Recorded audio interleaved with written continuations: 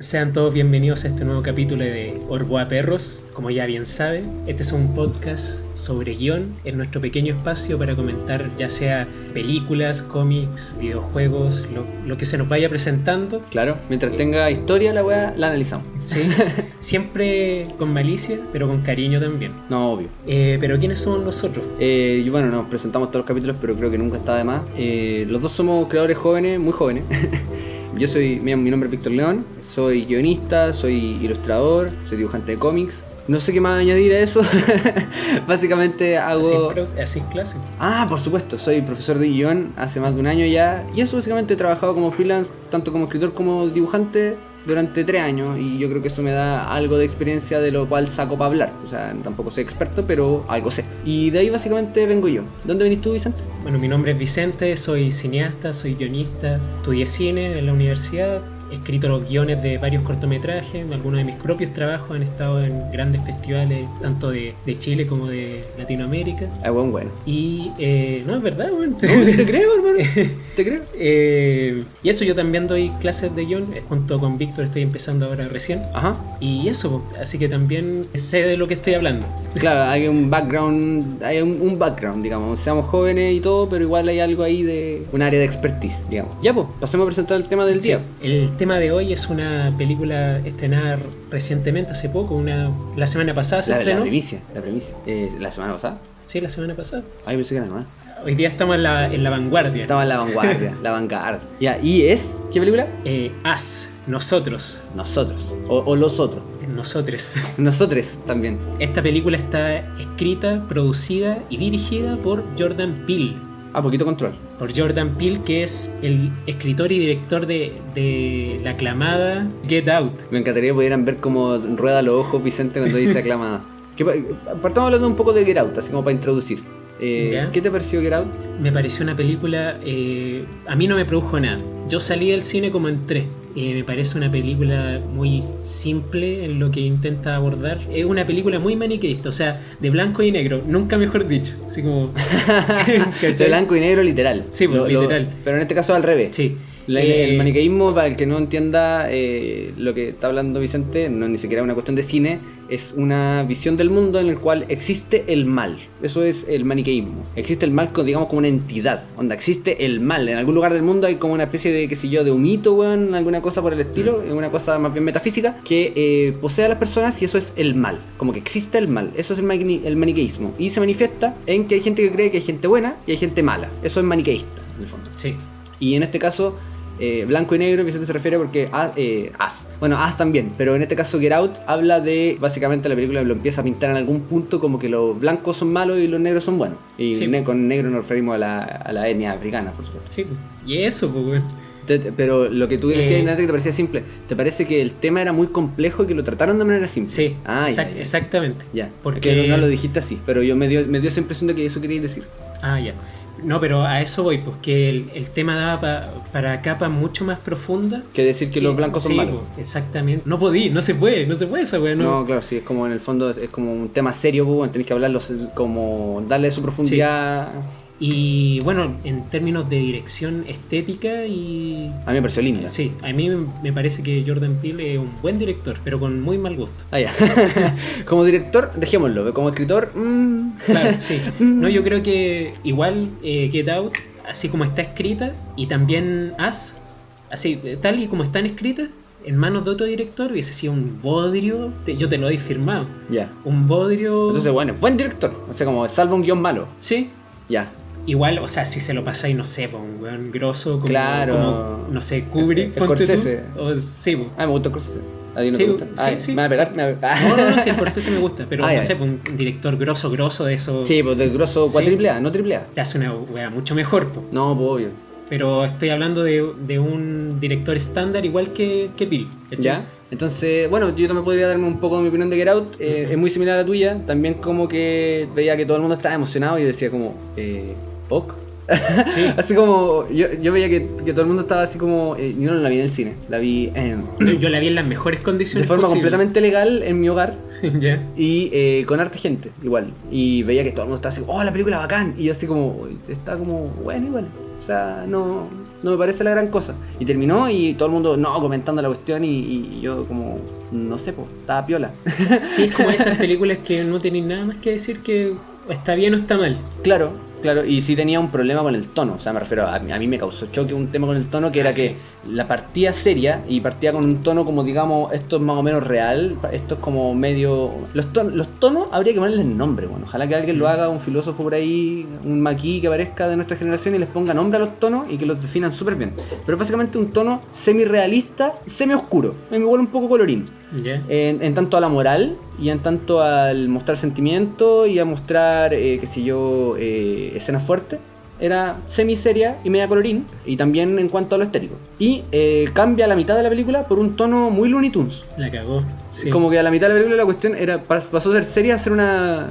¿Qué es esta weá? Los personajes como que pasaron de ser como un weón con hartas capas de profundidad a una caricatura que corre y que es un psicópata. Psicópata entendiéndolo como lo que socialmente se entiende por psicópata, no un psicópata real. Rara la weá. Y yo, cuando estaba viendo que era, me hizo mucho ruido. Fue como, ¿en qué momento esta película se transformó en los Looney Tunes? Partió seria, po, weón. ¿Qué momento es? A mí me gustan los Looney Tunes y me gustan ¿Sí? las películas Looney Tunes. De hecho, yo soy fan de muchas cosas que son como muy hueveo, pero que se nota que todo es hueveo, ¿cachai? Es el tono inicial y lo respetan. Pero mi problema es cuando tú me presenté una hueá seria y a la mitad me la cambié por una hueá que es Looney Tunes, po.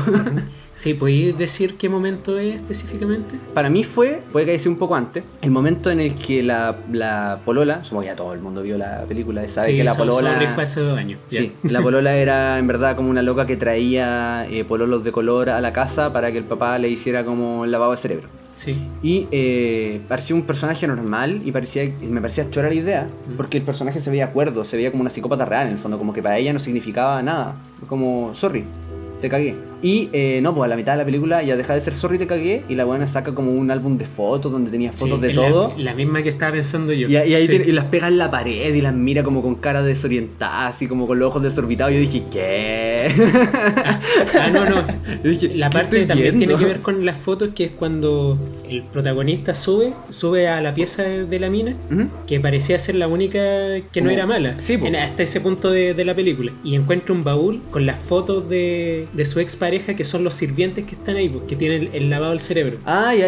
No, Ahí- pero que ahí hay ahí todavía podría ser un poquitito seria. Sí, po. Pero en la otra ya lo mató, ¿cachai? En la otra es una escena que viene después, la que dije yo. Y ahí ya lo mata, así como ya. ¿Le diste el último balazo que para matar a este weón? Para mí murió ahí. Ah, ya. Ya, pero es básicamente el mismo punto. Sí. Que cambia el tono con un personaje. Sí. Y el personaje era, te decía más o menos el tono de la historia. Eso con Get Out. O sea, no es, Sí, no es de mis favoritas, no lo encuentro una mala película, pero no lo encuentro tampoco tan bacán. Yo, siendo honesto, tampoco la encuentro una mala película. o sea, No, pues el estándar de terror es pésimo, entonces es buena. Sí. Pero yo, claro, no me produce nada. Es como Y una película muy, Yo estoy de acuerdo contigo en que muy estéril para mí. es un ¿cachai? tema muy serio para tratarlo así. O sea, no, es muy liviano igual, para la weá que estáis hablándome. Me estáis hablando de algo más complicado que lo que tú me estás planteando. Ya. Entonces, ¿qué nos pareció, pues? ¿Te gustó? ¿No te gustó? ¿Lo decimos al mismo tiempo como Sí, lo siempre? decimos al mismo tiempo como siempre. A la una, A las 2 y a las 3. Me gustó. No me gustó. Puta la weá. Ya, pero me gustó un poco. Tampoco me encantó. ¿Ya? O No. sea, claro, yo podría decir lo mismo, pero es que eso quiere decir que no me gustó. Po. Ah, ya. Filo. Lo dejaré como en me gustó para que haya debate. Pero sí, tampoco me fascinó. Yo diría que el estilo de Peele lo podríamos resumir igual un poco a que a veces es raro porque es raro nomás. Sí. Como que le gusta eso. Como que creo que te voy a hablar un poco de eso, lo de que le comentaste algo del pulp. Ya. Yo creo que hay algo de ahí. Sí. Que es que de repente le gusta que las cosas sean raras y bizarras porque sí, y bizarro en el sentido inglés de la palabra. Y a veces porque sí me da la impresión que como que era una especie de muletilla casi. Porque las muletillas igual son como estilo. Habían cosas que yo decía, esta weá es rara porque es rara nomás, no es rara porque tengo un motivo. Eso, lo de raro, aparte que hay algunos aspectos más formales, más técnicos de la película que yo creo que son errores y que de hecho me sacaban de la película antes de analizarlos, antes de pensar esta weá es un error, sino decía, ¿por qué pasó esto? Como más bien como un espectador y luego lo procesé un poco y dije, sí, era un error. Entonces no lo considero ni perfect ni de lejos y sí, yo diría que era complicada. Yo me inclino más porque me gustó, porque dentro de lo que es el terror, como te digo, yo tengo una muy mala impresión de las películas de terror. Al parecer, como tú ves muchas más películas, tenía una mejor impresión, pero de las películas de terror que yo veo la encuentro buena. pero no Ya. porque la película en sí per se sea excelente. Bueno, a mí me gustó más que Get Out, por ejemplo. Ah, ya, a mí igual, sí. Esto sí me producía algo, ¿cachai? En algún momento algo me estaba como tocando hablando de algo, así. Sí, no, pero a mí Peele no me gusta, así como Ya, en ¿cachaste? general. Con esta segunda ya cachaste que Sí. no. Sí, Pero ¿él ha dirigido antes películas grandes que sepamos, por ejemplo? no. No, esos son La sus dos de hecho, grandes. la primera fue Get Out, Ah, ya, bacán. Entonces, con estas Sí. dos tú cachaste que no. claro. Yo pensé que a lo mejor podía tener más películas para atrás que yo, No, este weón antes que yo no cachara. era actor y actuaba en series de comedia. Por eso el toque de comedia en su... Por eso el toque forzado de Sí, comedia. ya vamos a hablar de eso, pero eso, a mí no me gustó. O sea, dentro de todo sí, ¿cachai? Ya. Pero me gustó tan poco que tengo que decir que no me gustó. Ya. ¿Cachai? Tenía sus cosas, pero no es como para salvarla. Sí, pues. Pasemos con el primer tema entonces. Sí, yo quiero hablar así muy cortito sobre el cine pulp, cine B o como quieran llamarle, de la productora Hammer. Ilústrame porque yo cacho muy poco de cine B y... Ya. El cine pulp o cine B de la Hammer son producciones inglesas hechas entre 1950 y 1979, por ahí. ¿Ya? ¿Ya? Son películas como... Son estas películas que tú caché que en la serie o en las películas se muestran como estas películas en blanco y negro que aparecen en los autocinemas. ¿Ya? Son de monstruos que persiguen a minas. Esa son- weá es como que super Tsukuxila, como esa weá. Sí, el monstruo del lago negro. Sí, son como ese tipo de películas, ¿cachai? Como weá más raras, sí, pero bizarras Sí. también. Ya, Sí. ya cacho por dónde vamos. La Hammer hizo ese tipo de producciones, ¿cachai? Ya. Yo creo que Jordan Peele creció con este tipo de películas. Si bien, puede ser. si bien no es contemporáneo de su época, porque él nació en 1971, Ya. ¿cachai? Entonces, si las vio muy chico, ¿cachai? Ujú. O las vio siendo más adolescente, pero ya Le no sé, por la tele. enganchó con eso. Sí, Como que si sí, a mí me gustan weas mucho más viejas que lo que yo debería escuchar, por ejemplo, en música. sí, pero se nota caleta que él enganchó con eso. Ya. Por ejemplo, Tim Burton también le pasó, pero sí eran contemporáneos de su época. Ah, ya, ¿cachai? es más viejito. Sí, ya vamos a hablar de Tim Burton en algún momento. Cuando salga Dumbo. Sí, pues ahí vamos a hablar de Tim Burton, pero ahora concentrémonos en Peele. Se nota pero mucho de que él creció con este tipo de películas y que le encantaban. Incluso yo podría decir de que a él le gusta Tim Burton. Sí, demás, yo también me lo jugaría por eso. El primer Tim Burton, Sí, ¿cachai? pues, sí, Antes de Big Fish. El Tim Burton que nosotros consideramos Tim Burton. Exactamente. Lo que la Eh, gente, cuando tú te dicen Tim Burton, tú pensás en una estética, esa estética, Ujú. no la de ahora. Y igual el cine pulp de la Hammer son ingleses, pues, ¿cachai? Ujú. Igual ya estas películas llegaron a Estados Unidos, obvio. Pero dentro de Estados Unidos había un hombre que se llamaba Ed Wood. Ed Wood. Sí, y él hacía este tipo de películas también, pero hechas en Estados Unidos. O sea que eran más gringas para los gringos, ¿cachai? Ya. De estas están como Orgía Zombie, una wea así que se llama así, Orgía Zombie. De verdad. Sí, Plan 9, y la más famosa de este buen es Plan 9 del espacio exterior, considerada una de las peores películas de la historia del cine. A O sea, ver, como que está The Room y esta wea, ¿cachai? Así como Plan 9 del espacio exterior. A ver, Pero son películas tan malas que son buenas, ¿cachai? Claro, que por eso Y quería decir eso mismo, que la gente que le gusta el cine Sí, son po. tan malas que es como que dicen, oh, qué buena esta película. Sí, pues de hecho a Tim Burton le encanta Ed Wood. Y es más, le hizo una película biográfica a Ed Wood y que está protagonizada por Johnny Depp, obvio. Y de hecho ¿Qué más podría ser, digamos? una de sus mejores películas. Eso tengo que decir del cine pulp de la Hammer, ¿cachai? Como... Ya, pero tú dices que influenció mucho al... Sí, caleta. Ya. Eh, Y después voy a hablar en qué aspectos, digamos. Sí, después voy a hablar de eso y de una película en especial cuando hablemos del otro tema que tenemos en la pauta. Ya. Pero ya, pues digamos entonces de qué se trata Us. Como es difícil, yo creo. Pero digamos como lo más superficial posible. así Ya, como- la voy a hacer súper corta, Ajá. así como en 5 líneas. Ya. Se trata de una familia afroamericana que va a un viaje a la playa. Ya. Y en ese viaje se encuentra con unos dobles exactos de ellos. Ya. Y estos dobles quieren matarlo y ocupar su lugar. Ya. Eso es todo. De eso se trata. Sí, me parece que de eso va y sin spoilers. Eso yo creo que ya lo han visto ya. Ujú. Claro, de eso se trata Us, así como por encima. Ya, entonces vamos con el segundo tema. Sí, yo quería que hablásemos sobre Jordan Peele y La Dimensión Desconocida. ¿Tú has visto La Dimensión Desconocida? Muy poco. Muy Pero poco. ¿cachai Sí, de pero qué sí va? cacho de qué va. Fue una serie muy popular de horror, ciencia ficción Sí, y de lo que cayera en realidad. Sí, era una serie antológica de Claro, historias de antológica terror. quiere decir básicamente que era una serie, pero que los capítulos no eran continuos, que cada capítulo era una historia distinta, básicamente. Como los cuentos de la cripta, pero más bacán. De hecho, los cuentos de la cripta creo que viene un poco de lo que es la dimensión desconocida. ¿Sí? Sí, como que, o sea, la gente que hizo los cuentos de la cripta Sí, era mega obvio. fan de la dimensión Sí. desconocida, eso Igual es lo que quiero decir. que no le temas a la oscuridad y todas esas que vimos cuando era Claro, pero los chico. cuentos de la cripta están un poco más bien ponderadas, digamos, que Sí, no le tema a la oscuridad, que es como de, Y de escalofríos. Disney. Escalofríos.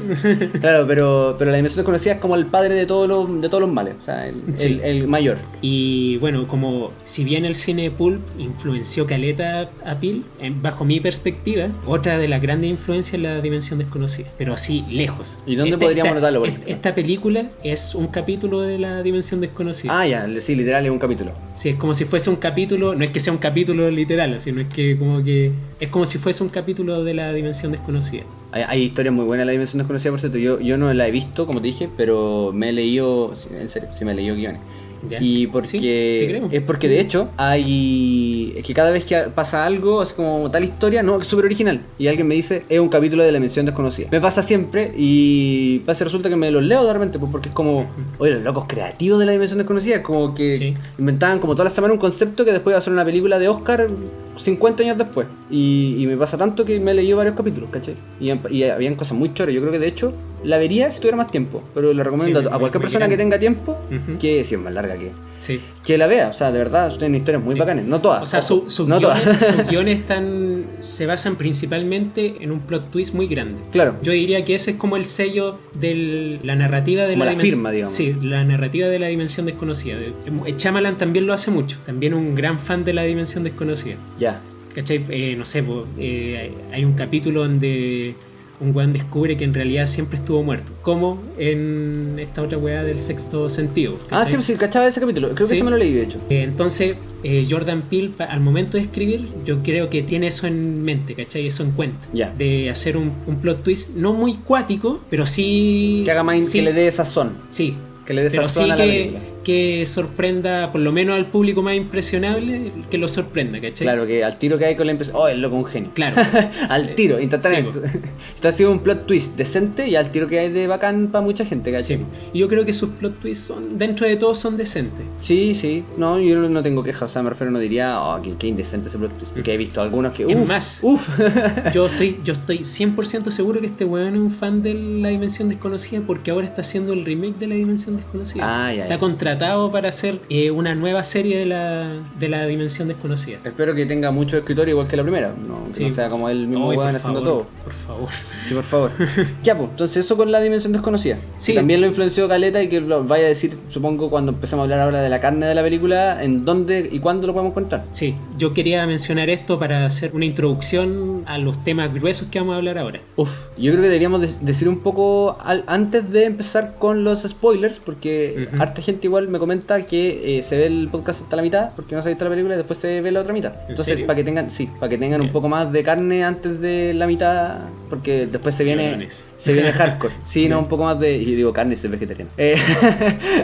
Como buen vegetariano, recalcando que es vegetariano. Recalcando, por supuesto. No.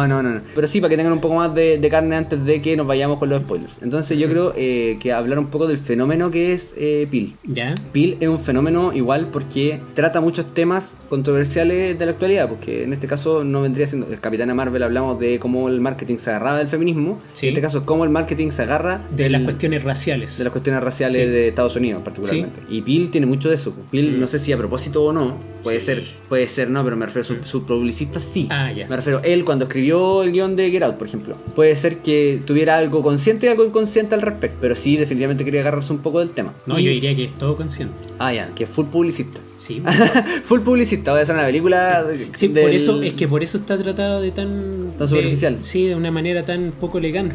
Ya. Sí, a mí me llama la atención porque es como que aquí lo repitió, po, ¿cachai? ¿Mm? Como que repitió todo el plato, se repitió el plato y le agregó como casi feminismo, como onda. Un cóctel de marketing. Ah, sí, eso también está ¿No mal cachaste? ejecutado. Sí. Raro eso, o sea, raro más que raro, innecesario. O sea, igual es cosa tuya, sí. Si tú querías hacer películas de como así, ¿cachai? Está bien, pero me parece que igual sería muy, muy inocente no recalcar que evidentemente el loco lo hace por marketing, no más que porque le importe, porque de hecho hay gente que le importa el tema y que lo hace, no sé, ¿puedes nombrarte alguno que sí lo haga? Las luchas raciales y que lo haga con elegancia y como se nota el cariño, se nota que sí le importa el tema, que no que lo hace por marketing. Eso es lo que estoy hablando yo. Spike Lee.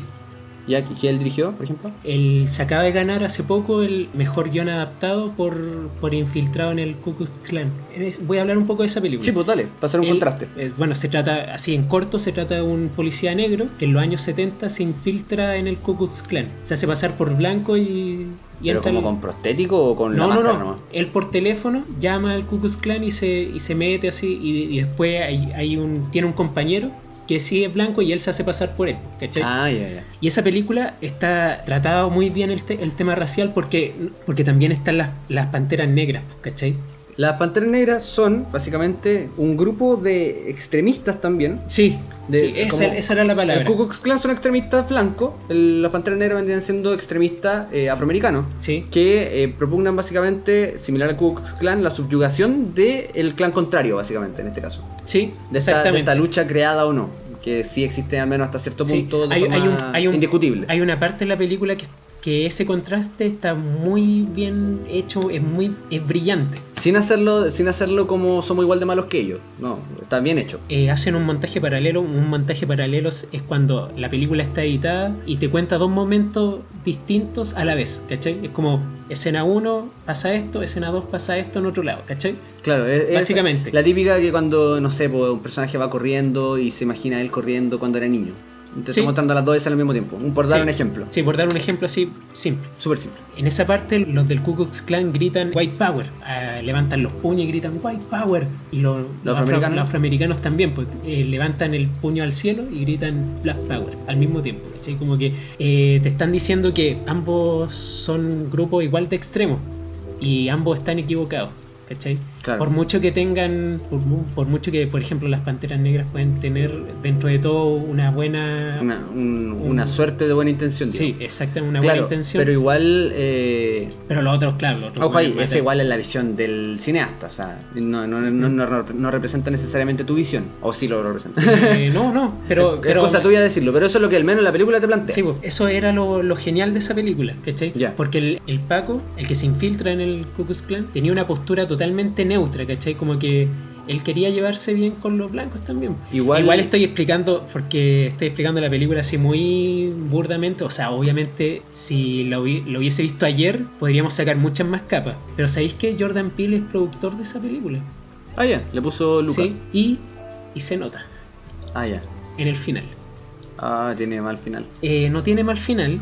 Porque Gerauti y As para mí tienen mal final.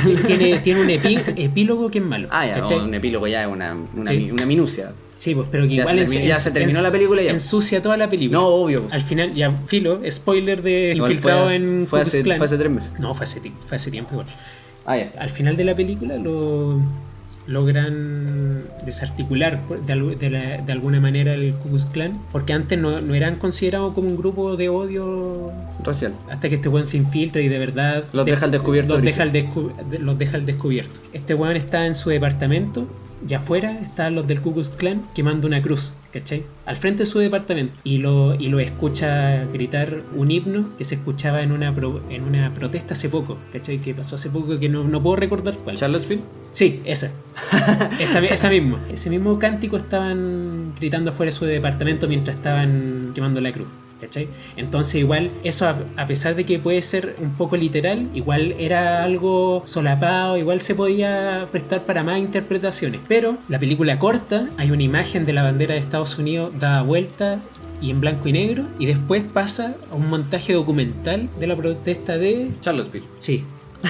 De ese lugar. Pasan a ese lugar y bueno, te caga toda la película porque todo ese como esto fue una propaganda de Charlottesville. Sí, pues. Qué paja, no, te mata todo. O sea, es como ¿mi película te gustó? Sí, ya era un comercial sobre por qué Charlottesville está mal. Sí. ¿Cómo que te dice eso? Es como, cuidado, man, de esto que pasó está mal, pues. No, sí, no me quedó claro cuántas horas de película. Sí, pues bueno, entonces eso hasta ese punto Ahí metió la mano Pil. Mira, claro, bueno, es que de verdad, hasta ese punto la película era genial. Era genial. Muy elegante, querido. Sí, decir. era muy elegante, tenía una moral muy gris. Sí, o sea, en el fondo tú me estás diciendo todo el rato que la gracia de la película era que tenía una moral gris, o sea, que está bien ejecutada. Cuando hay una moral gris bien ejecutada, es bacán. Porque generalmente no está muy bien ejecutado. Hay harta gente que lo intenta. Bueno, es que cuando te tiran ese montaje documental, te están tirando el panfleto en la cara, po, bueno. Así, Sí, po. en la cara directamente. Sí, ¿Cachai? sí. Ya hablamos del panfletismo ya, así que ya no tenemos por qué introducir que es básicamente hacer explícito tu tema, tu premisa en este caso. Entonces eso te mata la película. O sea, es más, te encierra la película solo entendible dentro De Charlottesville. de ese contexto, Sí, ¿cachai? diciendo que era una cuestión mucho más global. Esta película va a envejecer en 5 años más. Sí, pero ¿cachai? bueno, ¿qué es Charlottesville? Van a decir así como Sí, en 20 años. En cambio, si le quitáis eso, la película te dura, no sé, 20, 30 años más y ya no envejece casi nada. ¿cachai? Claro, no nos consta que eso fue decisión de Pil, pero tú decís que por estilo se parece más a algo que haría Pil. Y, Sí. digámoslo así. Ya, pues yo creo que es suficiente ya de rodeo. Empecemos, saquemos el hacha y digamos por qué nos gustó o no nos gustó exactamente, escena por escena y símbolo por símbolo, que es algo particularmente importante dentro de esta película. Aquí vienen los spoilers, así que cierren el podcast, pausenlo, vayan a verla y vuelven para acá. Parte tú, ¿por ya. qué te gustó poquito la película? Me gustó poquito, es que es complicado el tema. Ya hemos hablado mucho de Jung, Ya. de Carl Gustav Jung, que fue un psicoanalista, psicólogo, mitólogo, muchas cosas. Discípulo de Freud, que básicamente es una persona muy seca en símbolos y en psicoanálisis. Y eso en español quiere decir que en qué significan los símbolos para la mente humana. Me parece que la película, o sea, yo me mareé mucho, así diciendo, yo me mareé con la película. Como más o menos por la mitad, de la mitad en adelante, yo estaba así como, ¿qué? Y era porque tenía muchos símbolos, una plétora, así eran demasiados, eran como, cada cosa significaba como 6 cosas, 6 capas distintas, habían algunos mejor ejecutados, unos menos bien ejecutados. Que la película era una película de símbolos, era una alegoría, siempre fue una alegoría, porque no era una cosa como muy real, ya vamos a hablar de eso. En ese sentido yo la emparentesco mucho con la de Darren Aronofsky, la Mother. Porque... O El Cisne Negro, también puede. Sí. Que es más conocida que. Sí, pero esa es un poquitito menos alegórica, porque la otra es literalmente alegórica. Mother es una alegoría. Esa cuestión no es el mundo real. Tú veis la película y tú como espectador X, no como un escritor, te parece, esta cuestión no está pasando en el mundo real. Es como una especie de cosa que me están contando de un mundo ficticio. Y El Cisne Negro no, pues, podría ser el mundo real hasta cierto punto y después ya es como más bien una especie de alegoría. Por cierto, si a que no está entendiendo ahí el griego, va a ser muy concretos con los términos. Cuando se utiliza para como figura persuasiva una imagen para explicar algo. O sea, básicamente en una discusión donde estamos intentando cada uno argumentar algo, yo ocupo una imagen para dejar claro un punto. Eso es una alegoría. Y Mother es una película que es una alegoría, básicamente. Tú entendís que no te están contando la historia de una loca real, del mundo real, y que el loco que se llama padre, no es padre, no es una persona que se llama padre, etcétera. Sí, obvio. Entonces, la película esta era muy alegórica, la Us. Y como toda alegoría, cada cosa significa algo. O sea, en todas las películas obvio que todo significa algo, pero hay cosas que son menos intencionales porque son parte del contexto. En todas las películas. Esta no. Pero todo está planeado. Todo debería ser planeado, porque era alegórica, ¿cachai? Si tú estás planeando una alegoría para explicarte algo, no van a haber cosas al azar, no van a haber cosas random. A ver, por ejemplo, vamos a hablar de varios símbolos. Estaban las tijeras, estaba los conejos. Los conejos, estaba la cosa del 11-11, los dobles, que también son un símbolo. Cada uno de los personajes era un arquetipo. Estaba el tema con tomarse las manos, la cadena roja. ¿Qué más había de símbolo? ¿Qué te acordé? La casa de los espejos. La casa de los espejos, el mar. Eso era muy... El mar. Sí, el mar. Eso eran como lo evidente. Digamos, lo que cualquiera se daría cuenta que estaban ahí. Y todos tenían más de un significado. Las gemelas. El nombre de la película. Sí. hay gente que dice que, por ejemplo, el nombre de la película es United States. Sí. La U y la S. Us. Por una frase que dicen los personajes, que ya como estamos en una spoiler, es cuando los personajes dicen nosotros somos norteamericanos. Cuando los otros se presentan y dicen somos norteamericanos. ¿Verdad? Sí. Básicamente eso validaría un poco la teoría que dice la gente que us es United States. Pero además de eso es el us versus them. que es una el nosotros versus ellos, que es una filosofía que al menos yo la conozco por Sartre, puede que sea más antigua, que propugna que la gente tiende a ver el mundo como que existe un grupo al que yo pertenezco y existen grupos que como que quieren lo mío, que es básicamente ver al otro como enemigo. Y el us versus them termina propugnando que en verdad todos somos uno, ¿cachai? Que no es como que existan los otros, no existen los otros piensan lo mismo de ti, ellos también piensan que tú eres el otro weón que les quiere quitar todo, y que en esa dialéctica, digamos, terminamos dejando la cagada entre todos. La película es muy así, entonces el us sí es del us versus them, además de ser United States, y además de ser tú mismo como ello, como el ello junguiano, somos nosotros, literal. Entonces tiene 3 lecturas y todos los símbolos tienen como 3 o 5 lecturas. Entonces yo estaba mareado, pero así como, oh, ¿qué estoy viendo? Así, por favor, denme una pastilla. Estaba súper mareado. ¿Por qué? Porque ya a lo mejor si lo digo así suena simple, pero es que si yo ahora te digo que eso es lo que es el as, simplemente el as, y tú vas viendo cómo interactúa con los otros símbolos, es que se multiplica de una forma así como 3 por 3, 9, y por 3, 27, y por 3, chucha, nos fuimos a la cresta al tiro. Empieza a crecer demasiado el número de lecturas, y claro, pues si tiene 3 lecturas cada una, multiplica, pues, sí, pues. Son 9 símbolos y cada uno tiene 3 lecturas, te da como 100, 200 lecturas. Entonces era muy complicado, yo en el cine estaba más mareado que la cresta. Y de eso quiero hablar precisamente, más allá de que los símbolos son muy interesantes, y de que hay hartos símbolos que me interesaría tocar. La película hace una cosa que hablamos aquí en el libro que siempre comentamos, que se llama ascensión simbólica. Ya. Que es básicamente que todos los elementos que nosotros ponemos, todas las historias son un poco alegóricas al menos. Esta es una alegoría literal, pero todas las historias tienen algo de alegórico. Eso es lo que discutimos de hecho en el podcast. Todos los símbolos que nosotros vamos poniendo van agarrando más el significado que nosotros le queremos dar a medida que nos acercamos a un punto de la historia, que vendría siendo la crisis y el clímax del segundo acto, para que en el tercer acto estén ya definidos y la gente le logre entender, sobre todo sentir, más que entender, lo que tú querís comunicar. A eso, a que el símbolo vaya agarrando el vuelo y la intención exacta que tú querís, él lo llama ascensión simbólica. Y esta película tenía una ascensión simbólica sobresaturada. A medida que todos los símbolos se iban convirtiendo en lo que el guión quería, eran tantos los significados que tú no podías entenderla, ¿cachai? Básicamente, ni siquiera era que fuera tan compleja que tú no la podías entender. Era que te fuiste al chancho. Te fuiste al chancho poniendo tantos símbolos que es como que ahora ya no puedo entender tu película, que tiene 200 lecturas, pues, ¿cachai? Sí, y cuando hablamos de no entender la película es cuando hacemos el ejercicio de sacar la tesis. Con esta película es extremadamente complicado debido a la sobresaturación de símbolos. Claro, y ojo, lo más complejo no significa más bueno. No, para nada. Y básicamente lo que queremos decir es que si tú tenías una intención de decirme una cosa, tal vez 2, con tu película, me dijiste 25 y no me quedó ninguna. Eso es lo que terminó ocurriendo. Y yo creo que eso pasa con Aspo, para hacer la corta. Otros símbolos que me gustaría comentar: el yo y el ello junguiano, que evidentemente es un tema en la película. O sea, es el tema de la película, más superficialmente hablando, que es una parte de nosotros que está reprimida. Así como por hacerlo muy simple. Jung dice que estamos divididos por la persona y el ello. La persona es como tú te presentas a los demás y el ello es, en simples palabras, lo que tú realmente eres, lo que tú escondes Claro, más que lo que tú realmente eres, es lo que tú escondes. La parte que tú escondes, porque tú eres ambas. Tú eres la persona y el ello. Si tú lo aceptas, eres ambas cosas. Es la parte que tú escondes de los demás. Claro, ¿cachai? Entonces es la parte más mala. Y que por lo general tú también reniegas de eso. Sí, pues no, por ejemplo, en Demian lo que hablan es aceptar tu ello. Claro, ¿cachai? Ahí tiene una historia muy junguiana, muy bien ejecutada. Lean Demian, muy bueno. Primer yaoi me habían dicho por ahí. El primer yaoi que leyeron en su vida. Si les gusta el club de la pelea, les va a gustar Demian. El club de la pelea es ello con yo, po. Habla del club de la pelea. El yo y el ello, o sea, la persona y el ello. Sí, el club de la pelea. Sí, el club de la pelea es Demian pasada por ácido. Pasada por ácido y no entera.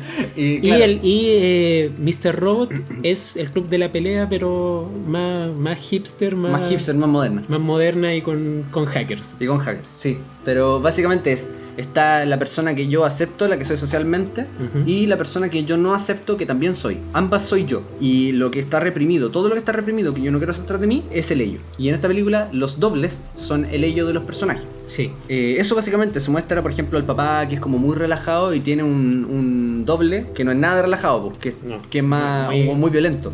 Más salvaje. Más salvaje que la cresta, porque él está como 100% domesticado. Es como una especie de perrito chau chau, siendo que el hueón mide como 2 metros y pesa como 200 kilos. Entonces su ello, claro, es un hueón más salvaje que la cresta, parece un cavernícola. Es un oso. Ocupan al hueón de los gorilas de la película esta, la de Disney. ¿Cuál? La Black Panther. Ah. ¿No es el gorila de los Black Panther? Ah, no cacho. El jefe del Can Gorila. ¿Tú decís? Sí, no creo me que acuerdo él. de nada. Estoy bastante seguro que él. Podría equivocarme, pero de todos modos. Black Panther también otra película que para mí pasó sin pena ni gloria. Oh. Ya hablaremos de Black Panther. Estoy seguro que en Endgame vamos a hablar de todo. Ese Ya. podcast va a durar como 7 horas. Uf, Si la película dura 4, el podcast dura 20. Ya, pues entonces, está el ello del papá, que es este weón muy salvaje. Está la niña, que es como muy niña dorada, o sea, como muy Sí. arquetipo de la niña dorada, que básicamente Sí, es buena una- en todo. sí, que una niña que- muchas expectativas sí, sobre ella. Que sobre ella tiene muchas expectativas. Y su ello es más mala que la mierda, pues, o sea, anda, si yo no puedo, tengo que ser buena para todo, su ello es todo lo malo posible. Sí. Es una cabra más satánica que la cresta. Mm. Y está el cabro chico, que es un weón muy ansioso y que no lo dejan hacer nada, y el otro cabro chico lo dejan hacer todo, al ello. Ujú. Así como en lectura muy simple. Todos los personajes, incluso algunos que no están nada desarrollados, tienen un ello que tampoco está desarrollado. Como digo, hay demasiados símbolos. Ahí tenéis 5 símbolos más. O sea, 4, los 4 miembros de la familia. Más cada ello que exista de cada weón. Es una lectura distinta. Es terrible, sí, de verdad. Una weá Sí. sobrepopulada de símbolos que Sí. no se puede entender nada al final. Y está, por supuesto, el de la protagonista, que es como un poco del más desarrollado. Que vendría siendo. Aquí me va a poner bien malito. ¿Por qué? Porque me parece que la protagonista es una imbécil, weón. Ya desarrolla. Toda la película, toda la introducción de la película, ojo, la película tiene una estructura bien marcada, que es como todo el primer acto, bueno, un flashback. Sí. El incidente incitador es el flashback que se pegan al principio. Esa parte me pareció muy bien ejecutada. Sí, me pareció bueno igual. Tenía mucho silencio, pero el cine te estaba diciendo todo, no había diálogo. Esa parte por sí sola podría funcionar perfectamente como un muy buen corto de terror. Sí, la raja. Me encantó el primer acto. Ahí termina el primer acto. Con básicamente la niña en la feria con sus papás cuando chica, Sí. hasta que se ve en el espejo. Primer acto, se termina, volvemos al presente. Presente cuando va Cuando viajan nuestro a la personaje es adulto. a la playa, La sí. niña se llama Adelaide. ¿Ya? Adelaida, Adelaide se llama, pero en español Adelaida. Nuestra protagonista Adelaida está adulta y ahí empieza el segundo acto. Y hasta el punto de inflexión media no ocurre nada sobrenatural así brígido. Y en el punto de inflexión media ya la cuestión se desbanda y es full sobrenatural. Eso es un punto que yo le doy a favor. Pero me gusta, lo voy a comentar después. Porque estaba comentando exactamente, ¿qué estaba comentando? Sobre... estáis comentando de por qué la protagonista te pareció un imbécil. Ah, claro. Toda la parte entre el primer acto y el punto de inflexión media, Ujú. a la protagonista cada vez que la gente le hablaba, ella estaba en su ola. Pero es No que le es ponía, como lo... Es no como le ponía Get Out. atención a nadie. Es como Get Out. Una buena narcisista horrible, onda. Cada vez que mi pololo me habla, yo no lo escucho porque me está hablando pura imbecilidades. Pero weón, si es como Get Out. ¿Pasa eso en Get Out? No, Que había es hace que mucho rato que no me acuerdo. el protagonista de Get Out tiene un rollo con ser negro y tener una pareja blanca. ¿Ya? ¿Cachai? Pero él es el primero que pone esos límites. ¿Ya? El primero que pone esa distinción. De, ¿cachai? Que yo no pertenezco acá. Y no está ¿cachai? escrito a propósito así. Yo creo porque que podría ser a propósito. Yo creo que sí. Yo Ah, creo ya. que sí. Pero Y en eso, ese y eso caso es, está bien, no, eso es peligroso. O sea, es como no, tú decís, como... No, me refiero a que yo creo que al ponerlo a propósito, tú como director podrías poner que eso está mal. Po. O tú decir que al final no dice que está mal, dice que está No, bien nomás. Está bien, pues. Ah, ok. Sí, pero sí, igual, sí, Entonces al está fin- mal. Al final los buenos, o sea, los blancos terminan siendo malos, pues. O sea, que el buen siempre tuvo razón. Ah, tenéis razón, tenéis toda la razón. ¿Cachai? Entonces Eso es lo que te valida esa historia particular, pues digamos. Sí, pues, entonces eso es como tú decís, pues, para la humanidad es peligroso. No, Como, claro. La weá es mala humanamente hablando. Siempre hay que explicar los diálogos internos, que son talla interna. Que yo a veces hablo de películas que son nocivas porque como que la persona que la hizo no quería aportar algo a la humanidad, sino que todo lo contrario. Quería decir, somos como el hoyo. A eso me refiero con películas nocivas. Get Out es una película media nociva porque él básicamente dice, los blancos son malos en esa película particular y tú tenés razón, son malos. Obvio. Eso es lo que te valida esa visión. De hecho, el que aprende, el que más aprende eso es El amigo. El amigo. El Que amigo dice, el amigo le hoy dice... tenéis razón. Sí, pues, el palpico. Y lo dice, pues, es verdad. Así como, ¿viste que los blancos eran malos y me querían matar? Sí, tenéis razón, güey. Sí, tienes razón, weón. Muy mal Get Out ahí, muy mal. Pero ya, pues en esta película pasa algo similar, porque la protagonista es una imbécil, porque todo el tiempo que su familia le está hablando, que sus papás le hablaban, ella, ay, me están hablando puras frivolidades, no como yo que soy tan intelectual, mejor no escucho a nadie. Esa weá me pateaba, pero así como, oh, el personaje imbécil, así como... Bueno, ¿Puedo hablar de por qué no me gustó? muy imbécil Us? el protagonista. Pero ese es mi punto. Te quedó claro de por qué creo que es un imbécil y muy narcisista. Sí. Porque básicamente, si alguien te habla, tú tenés que poner atención a lo que te están diciendo, güey. No podés- y aparte, el guión está escrito así, muy a propósito, porque las personas Obvio. sí están hablando frivolidades. Sí. Toda la película, de que parte al punto de inflexión media, yo no entiendo cómo podía hacer eso, me refiero. Todos Está bien. hablan con Puras máscaras, frivolidades. po. Nadie Sí, habla. son puras nada. weas así como, hoy que está raro el clima. Sí, mira, me hice una cirugía plástica aquí. No, Es para puro no, asquearte, es sí, con la pura intención de darte asco. obvio. Y el personaje, el único que él sí tiene profundidad. Po. Entonces, qué lata. Así como que lata esta cuestión. Yo voy a decir por qué no me gustó Us. ¿Ya? Bueno, el primer acto a mí me pareció bueno. Sí, primer acto Muy bueno, de hecho. Por eso yo digo que Jordan Peele es un buen director, pero con mal gusto. Ya. ¿Cachai? ¿Te puedo hacer un inciso? Sí. Que nombré el símbolo, cuando nombré todos los símbolos, nombré el del mar. Y solo sale en el primer acto. Entonces ahí podríamos nombrarlo. Ujú. El mar y en general el agua Es representa. una tormenta, de hecho, en el primer acto. Claro, pero en general el agua son Ujú. sentimientos. Sí. En Jung, digamos. No es una weá que estoy yendo en la Jodorowsky. Bueno, que Jodorowsky se va en la Jung, pero da lo mismo. El agua generalmente representa sentimientos. También representa verdad y representa otras weas. Pero en este caso particular sí son sentimientos, así evidentemente. Y las tormentas contemplativas, digamos en el mar a lo mejor no, pues bueno, si estás en una película de pirata y una tormenta representa otra cosa. Pero cuando un Sí. personaje está mirando una tormenta es porque tiene la cagada internamente. Y ese símbolo está muy bonito, muy ejecutado, muy bonitamente ejecutado en la película. Que es básicamente este personaje que tiene un subtexto muy fuerte, que lo que está pensando es una wea muy caótica. Sí. Y se empieza a acercar a esta tormenta, pues. Es bacán, me encanta. Sí, de hecho, tú te das cuenta de que ella también era una Golden Girl en este caso. Pues la mamá le tenía Sí, po, mucha sí. tenía mucha También era expectativa en Golden ella. Girl. Porque decía, mira, ahí están grabando, podría ir si necesitan extras, ¿cachai? Los padres tenían mucha expectativa sobre ella. De hecho, porque después la meten a ballet, después... Sí, pues Sí. ella es una chica dorada, definitivamente. Ujú. Esta narrativa narcisista de la que comenté suele darse con los niños dorados. Puede ser a propósito o no, yo creo que muchas veces no, que las historias de niños dorados generalmente son como estos mundos estáticos que creo que ya describimos una vez, donde no está el protagonista no está pasando nada. Hay una visión del mundo muy errada de que donde no estoy yo, nadie se mueve. Y donde no estoy yo, nadie está pensando. Y nadie... Solo importo yo, básicamente. La narrativa del niño dorado puede que funcione muy bien así, pero hay que entender que es una narrativa nomás. Continúa nomás con la escena. El primer acto es Sí, bacán. el primer acto es muy bueno. Por sí solo funciona la raja. Y por eso yo digo que Jordan Peele, ya lo he dicho bastante en este podcast, es un muy buen director. Prácticamente sin decirte mucho te está diciendo caleta. Sí, ¿por qué decimos sin decirte mucho? Porque Que no recurre a los diálogos fácil. Como Claro. si lo va a hacer más adelante en la película. Eh, Es básicamente que los primeros, qué sé yo, 15-20 minutos, creo que tuviste la hora en ese momento, para cachar cuánto tiempo era, ¿o no hiciste eso? Sí, Ya, en los primeros 15-20 minutos, que es el primer acto, sí. hay muy poco diálogo, y todo el diálogo nunca se está tratando del tema de la weá que te están realmente diciendo, po.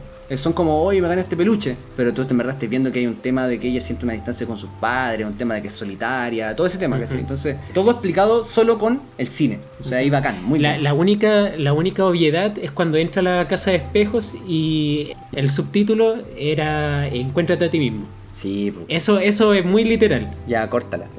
Cuando lo ponía en un letrero, puta, no puede ser más literal. Hablando de letrero, antes de que entre a la cuestión de Berlín, se pilla con otro letrero. Sí, que dice Jeremías 11:11, Jeremías 11:11. que es un pasaje de la Biblia que ya vamos a hablar de eso más adelante. Ah, ya.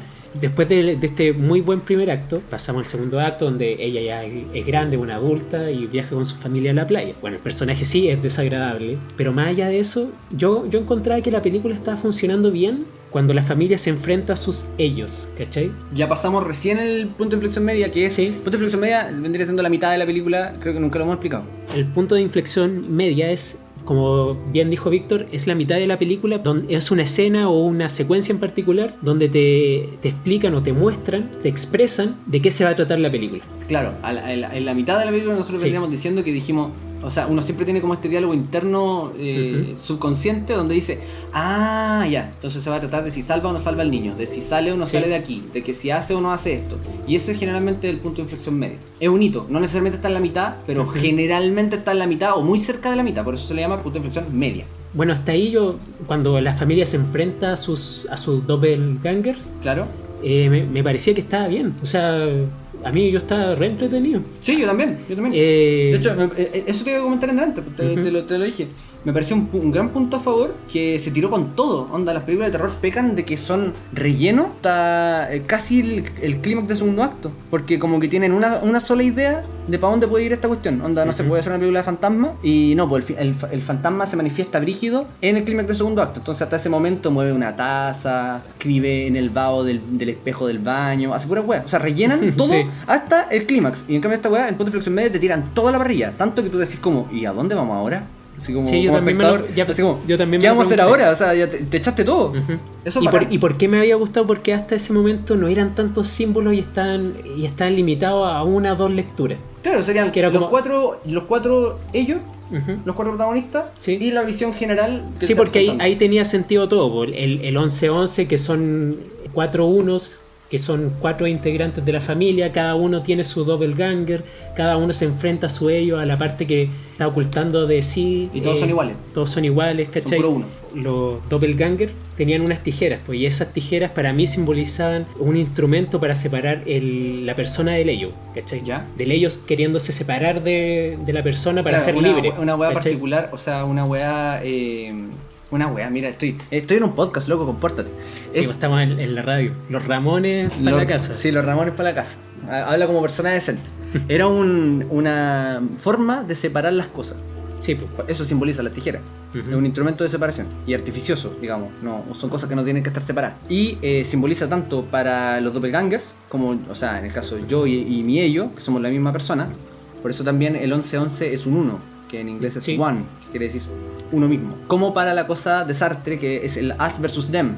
Simboliza tanto para yo con mi ello, como para yo, mi pueblo, con el otro pueblo que se supone que nos viene a quitar las cosas. De hecho, el personaje que más me había gustado hasta ese momento era el niño con su doppelganger, ¿cachai? Encontraba que era muy interesante. Ah, claro, el doppelganger del porque niño cuando se es como pirómano. Sí, cuando se encierran y empiezan a jugar con fuego. Con fuego, literalmente con unos fósforos. Y es porque al niño siempre se lo había presentado con una máscara de hombre lobo, ¿cachai? Un hombre lobo de la Hammer, ¿cachai? Ah, sí, pues. Ah, y hay una referencia directa. Y el niño, el doppelganger del niño era un niño salvaje, pues. Claro. Que actuaba como el lobo. Como un lobo, Era el niño cuando se ponía la máscara. Sí, pues, ¿cachai? Claro. Entonces ese juego a mí me parecía súper interesante. Sí, de hecho era choro, porque de hecho lo hacen hartas veces en la película. Que básicamente el lobo es uno de los primeros símbolos del ello. O sea, básicamente sí. Los licántropos griegos representaban lo que para muchas otras culturas que tienen otros animales, básicamente, la separación de la persona civil de la persona animal. O sea, de mi persona junguiana, de mi ello. Todo lo que quiero ocultar de mí, todos estos deseos reprimidos que en sociedad no pueden ser, adquirían la forma de una bestia salvaje. Porque mi lado animalesco, digamos, que quiero ocultar. Entonces, de repente eso tomaba control de ti y eran personas que se transformaban en bestias. Como una especie de justificación mitológica de por qué pasan estas cosas salvajes en el mundo si se supone que es civilizado. Eso representa al hombre lobo y por eso que tiene sentido que el niño se ponga una máscara de lobo. Y me había gustado porque era un nivel de confrontación, no de pelea, no de combos, no de cuchillazos, ¿cachai? Sino que era ellos dos enfrentados, frente a frente, encerrados en un armario, ¿cachai? Es como, para mí fue como la primera vez que te encontráis realmente con tu ello a esa edad. ¿Cachai? Claro, como de hecho a esa edad ocurre. Sí, como a los 9, 10... Los niños más precoces. Ocurre entre los 9 y los 11. La primera, cuando el niño se hace consciente de que, oye, sabéis que este mundo que me presentaron mis papás parece que no es tan simple como buenos malos, por aquí sí, por aquí no. Hay cosas que no se deben hacer, pero que igual se hacen, y parece que yo también quiero hacer esas cosas, pero que no las debo hacer. Ahí claro, se pasa de los 9 a los 11, o sea, de los 7 más o menos a los 11 años. Y de hecho me pareció súper inteligente que el niño en un momento aprovecha que su ello está ahí distraído, se aprovecha y lo encierra en el closet, ¿cachai? Es como lo que uno hace en ese momento, en vez de aceptarlo, ¿cachai? Te asustáis y lo encerráis en el closet. Hasta que esa puerta ya no aguanta más, que es lo que pasa en la película, ya no aguanta más y escapa con todo. Claro, y aparte tiene esa escena es muy buena, la puedo comentar caleta, porque, por ejemplo, el niño se va al closet con él, los dos con máscara, y dentro del closet se dejan ver cómo son. Y el niño piensa que el ello es normal, pero cuando se saca la máscara ve que tiene la cara quemada. Y en el fondo dice... Ah, tú eres feo, pero de verdad eres feo.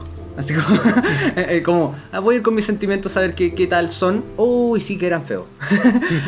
De verdad que sí. Y ahí se asusta. Sí, o sea, es básicamente tú echándole un vistazo a tu ello diciendo, no, sí me la puedo. Y después decir, parece que no. Creo que no. Creo que mejor lo dejo para otro día. ¡Pum! Cerré la puerta. A mí me gustaba que tuviese la cara quemada. Sí. Porque el maquillaje que le hicieron de las texturas de la piel chamuscada era muy similar a las texturas de la máscara de lobo. No sé si te diste cuenta, así que era como... Sí, pasaban piola. ¿Cachai? Como la barba del lobo. Sí, pues era como la barba del lobo. Puta, y algo más del tema de la máscara, al final, es que, bueno, la película tenía un tema con las máscaras. Todas las promocionales, por ejemplo, eran ellos con sus máscaras. Sí. Y básicamente el mismo tema que estamos hablando de Jung, que es el tema más superficial de la película. O sea, el primer tema que se analiza es ese, que es yo y mi ello. Que básicamente el más interesante. Todos los pósters eran su personaje como con su cara real en una máscara. Sonriente. Y por detrás sonriente, que era su ello, básicamente. La máscara estaba sonriendo y ellos estaban llorando. Claro. En los pósters. Sí. Y el niño representa eso toda la película, porque él cada vez que hace algo rudo se pone la máscara, que básicamente, no sé si te diste cuenta de ese detalle, cada vez que tenía que hacer algo como rudo, así como ahora tenemos que matar gente, porque si en la película matan gente y ya estamos full spoilers, se ponía la máscara, porque para ser animal él se ponía la máscara de animal, porque básicamente lo que insinuaba es que todos los personajes hacían eso mismo, pero que no lo hacían con el gesto de la máscara, básicamente, porque de hecho sí lo vimos que por ejemplo el personaje principal era como muy civilizado y de repente cuando se le daban los tirifilos se ponía acuática, así como full violenta, y de repente volvía a ser civilizada. Sí. Entonces era básicamente el gesto de la máscara, pero en el niño era como un símbolo de eso, ¿cachai? Otro símbolo bien utilizado, de lo que están bien utilizados, digamos. Ahora, todos hablaban del us versus them, que es la segunda capa. Todos hablaban, cada vez que hablaban de mi separación del yo y el ello, hablaban de la separación de mi pueblo con el otro pueblo. Es una hueá racial en el caso de esta película, y es muy contingente también, porque tiene que ver con lo que pasa con los inmigrantes en Estados Unidos, con Trump, básicamente. Sí. Y esa es una capa, a mí me parece esa la más interesante. El us versus them, el nosotros versus ellos, ese grupo ficticio. La otredad. La otredad, esos hueones que nos quieren quitar todo, esos locos que están ahí para hacernos el mal. Porque en el fondo lo que quería hacer la película era un paralelismo entre esas dos cosas, que las cosas que no nos gustan de nosotros las proyectamos en un grupo externo. En que, no, es que esta gente en verdad es así, sí, porque en verdad nosotros somos así. Y por eso que los personajes te dicen en ese momento, ellos son igual que nosotros. Y que vienen de un submundo, ¿cachai? Y se levantan a vivir en el mundo, entre comillas, de arriba. Claro. ¿Cachai? Vendría a ser como porque Estados Unidos está arriba de México. Claro, de hecho hablan de México. Esta película habla de México. Sí, literalmente. y lo dicen. Lo dicen en la película, porque este director particularmente tiene un tema con la literalidad, no sé. Hablamos de la literalidad en Capitana Marvel. Ya, este no es el público. Aquí es literal por error, porque esto no es una película para niños, así como... Creo que los niños ven esta película y se queden con la... No, esto es una cuestión para adultos y aquí la cuestión es literal porque está mal nomás. O sea, desde el punto de vista del guión al menos. Y sí, pues hablan de la cuestión de México todo el rato, que es básicamente un submundo debajo del mundo donde todo el mundo le va bien y ellos quieren como en el fondo subir y quitarnos todo. Y eso es brígido porque de hecho en el submundo imitan al mundo de arriba. Lo imitan malamente. Lo imitan malamente para ser como ellos. Que si uno se pone en la brígida, podría decir lo mismo, sí, pues, del patio trasero de Estados Unidos, como dicen. En vías de desarrollo o tercermundistas, más bien. En vías de desarrollo es como lo mismo, pero como más aceptado. Claro, nosotros imitamos cómo viven los países primermundistas. Sí, a veces bien y a veces mal, pues, pero de todas maneras lo vamos a imitar. Hemos hablado puras cosas buenas de la película. ¿Te has dado cuenta que estamos hablando de los símbolos bien usados? Sí, pero después, que ahora, a medida que nos acercamos al final... Ahora viene el veneno. Sí, a medida que nos acercamos al final es donde la cosa se empieza a ir... Se desbanda. Sí. En el submundo ellos comían conejos y ellos venían de los conejos. Era una cosa medio extraña que vamos a explicar en un segundo. En el final. Pero el símbolo del conejo también era un símbolo un poco caprichoso. O sea, tú me explicaste que el director le tiene miedo a los conejos. Sí, que quiero hablar sobre eso. Dale. Yo es muy cortito. Había visto una entrevista de él que le preguntaron, oye, ¿por qué hay conejos en la película? Ah, no, es que me dan miedo. Siempre me han dado miedo, desde chico me han dado miedo sus ojos rojos, así que es un miedo que tengo desde chico, ¿cachai? Pudo haberlo dicho de broma, pero yo creo que por cómo se expresó en ese momento, yo creo que es verdad. Pero más allá de eso, también está utilizado como un símbolo más, que es obviamente la inocencia. La mayoría de los conejos son blancos. El símbolo más recurrente de conejo, claro, es tenéis dos, pues, para el caso de la cultura anglosajona, vendría siendo Alicia. Sí, es un símbolo que no penetra a la cultura sudamericana, por ejemplo. No penetra, o sea, los gringos tienen infinitud de weas donde aparece el conejo, donde el conejo que te lleva a otro mundo, un mundo que tú no querés ver pero que también está ahí. Y también tienen uno que sí es global. El conejo sí representa en todo el mundo, el conejo blanco o un animal blanco muy herbívoro generalmente, la paz o la inocencia. Y está como ambas en la película. Y ¿qué es lo que te dicen los personajes? Que ellos se devoran a los conejos crudos. Que es básicamente que ustedes nos dejaron acá en este mundo a pudrirnos y nosotros nos tenemos que comer nuestra inocencia. Sí, y tenemos que salir como podamos. Claro. Y si tenemos que salir cagándolo a usted, lo vamos a hacer. Claro, pero... Que es súper peligroso esa weá también. Sí. No, la parte de que nos tenemos que comer nuestra inocencia es cierta. Sí. Hasta ahí vamos bien. Pero después dice, agrega lo otro. Y si nos tenemos que cagar a ustedes, también los vamos a cagar. Ay, ahí te pusiste pil para tu web. Quiero que hablemos sobre el Home Invasion. Ya, entonces, antes de llegar al final, vamos a hablar del Home Invasion. Desarrolla tú primero y yo te contrasto. Recientemente se volvió a poner de moda un género del terror que es el Home Invasion. O sea, un subgénero, porque el terror es un género. Sí. El subgénero que es el Home Invasion, que es básicamente el miedo a que alguien se meta a tu casa. ¿Por qué se puso de moda? Evidentemente por el tema de... ¿Nos vamos en eso o nos vamos en... No, ya, nos vamos full, dale. ya. Recuerda, sin disculpa. Ya, sin... Uy, qué terrible. Yo tengo un gen canadiense. No, me disculpo 5 veces antes de tocar el suelo. Con todo lo que tenga sombra me disculpo. Básicamente que nosotros teorizamos, y no somos los únicos, varios sociólogos dicen lo mismo, que desde que terminó la Guerra Fría, siento que existen las naciones. Yo quiero hablar de la Guerra Fría, así que desarrolla después de eso. No, pero desde antes y después de la Guerra Fría. Cuando empezaron las naciones no son tan viejas. Las naciones tienen, qué sé yo, 600 años, no más que eso. Antes de eso eran como unas protonaciones, ¿cachai? El concepto de nación, antes eran más bien reinos. Después señoríos feudales, etcétera. Y se fueron conformando estas naciones. Monarquía, feudalismo y... Claro, no es lineal. Como hemos dicho hartas veces, la historia no es lineal, no es como una weá súper fácil de entender, es súper compleja. En un lado del mundo se desarrolla antes, en otro se desarrolla después, pero en el fondo empiezan a nacer las naciones de a poco. Este concepto de que todo este pedazo de tierra gigantesco es una sola cosa. Desde que empezó esa cuestión, se empezó, esto lo dicen los sociólogos, y estoy de acuerdo, es que se te empieza a meter miedo con el de al lado. El país de al lado son los malos. Es una manera súper fácil de unir, que es como básicamente hacer un enemigo común, entonces todos nos unimos. Y desde que empezó ese tema, desde que nacieron las naciones, se empiezan a meter este tema del us versus them, que se explota después, hartos años después, con el tema de la Primera y la Segunda Guerra Mundial, con el pangermanismo y con el paneslavismo, etcétera, que es básicamente una ideología que preponderó, que es como nosotros somos los tanto, y nosotros somos bacanes, pero ellos nos quitaron todas nuestras cosas. Eso fue Primera y Segunda Guerra Mundial. Sí. Y continúa, de una vez que se acabaron estas cuestiones, siguió con la Guerra Fría, ahora estamos en 2 potencias. Y de ahí a nuestra era, que se acabó, porque ganó una. No, tampoco se acabó la wea. Como funciona tan bien para gobernar, es una cosa lógica, no es una wea como conspiranoica. Es súper obvio que si tú estés gobernando, un chivo expiatorio para expiarte de tus responsabilidades. Claro, de hecho, incluso por una cosa tan simple como para que te escuchen, para unir a la gente, es muy fácil darle un enemigo común. Ya sea como por conspiración o no, se ocupa todo el tiempo, a más largo y corto plazo, para gobernar más fácil. Ocurre que se ocupan en nuestra era para decirnos, no, porque los de afuera son los malos. Y ahí inventaron todo el tema, y también existe, o sea, se agarraron de una cosa existente, del terrorismo, para poder gobernar mejor en nuestra era. O sea, a partir, estoy hablando de finales de los 80, 90, de ahí en adelante. Y esta cuestión ha ido escalando. Ocurre el tema del 11 de septiembre, que es como un hito importante, porque como que marca un quiebre en la cultura pop, básicamente, donde este us versus them ya está como enajenado. O sea, ya somos nosotros versus ellos. El maniqueísmo ya se tomó todo. Sí. Ya hablamos de lo que era el maniqueísmo, digamos. Y llegamos a este punto en el que sale Trump, que es una época de muros. Que es donde, no sé, pues salió Shingeki no Kyojin, que pegó muy fuerte porque tenía un muro, donde salió Trump prometiendo un muro, habían hartos muros. Un muro para separar a nosotros de la otra edad. Sí, pues de la otra edad. Había otra weá que tenía un muro que era muy famosa. La campaña de Trump se basó en... prometer un muro. No, y se basó en que los problemas de Estados Unidos estaban netamente ligados con la inmigración. Hay delincuencia, hay droga, no por nuestra culpa, sino que por los mexicanos. Gente mala. Sí, porque llega gente mala, llega los mexicanos acá a cagarnos todo. Claro.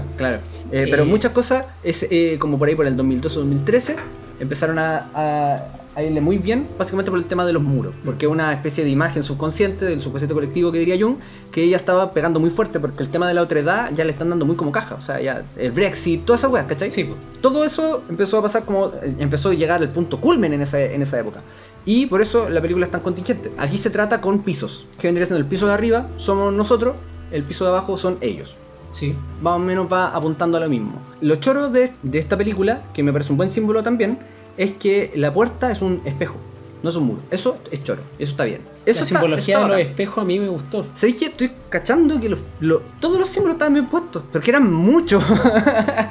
Sí, pues. Si tú hubieras puesto el, No, pero lo que el pasa- 30% hubiera sido una película bien simbólica, bien bacán. Pero lo que pasa es que se arruina con el film. Y aparte nosotros lo estamos dando muy desglosado. Onda, después de yo llevo harta horas procesando esta cuestión para poder darlo de una manera muy comprensible.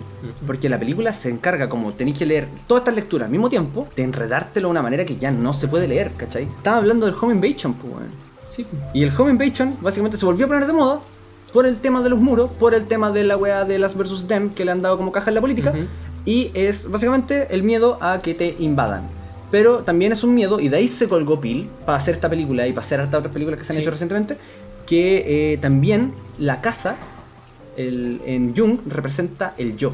Siempre que en tus sueños, por ejemplo, tú te soñás con una casa, Sí. es tú, eres tú básicamente. Ocurre mucho que la gente sueña con varias casas. No sé, una casa donde viste donde eres niño, una que vivía ahora, etcétera. Y a veces están todas conectadas. Esto es general, ¿ah? Generalmente una parte de tu pasado es la que tú vivís mucho, o algo que significó mucho para ti.